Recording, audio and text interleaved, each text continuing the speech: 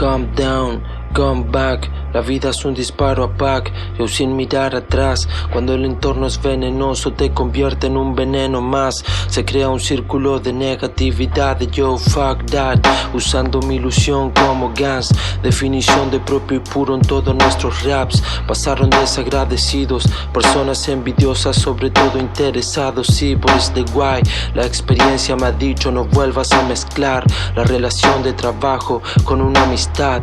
Recuerda siempre, primero la familia, aunque a veces me ausente por esta puta enfermedad. Yo no lo puedo controlar, necesito un trabajo estable. Esta mierda me hace mal, yo no lo puedo controlar, necesito un trabajo estable. Pero ya no me hace mal olvidar los problemas con un disco en 95. Desde Infamous hasta 456, Gucci Rap.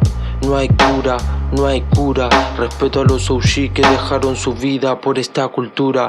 Estamos al pie del cañón, buscando la solución, sin salir del underground. Los pibes ya no murmuran.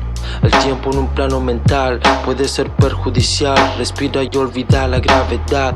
Flotar en el espacio, pisar descalzo el pasto. Ama tu cuerpo más que tu primer noviazgo. No busques más afuera, dentro está el hallazgo. La divinidad no está en un fajo. Abrir los ojos, pensarás, no encajo. La construcción moral te trajo.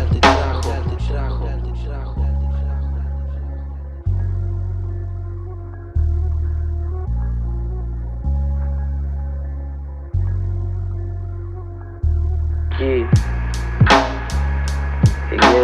este es mi humilde aporte para Producto Chamo. Máximo respeto para mi compañero que está cruzando el charco en Europa. Wow, up. Esto es Villa Jardín. Y de acá para todo el mundo. Peace.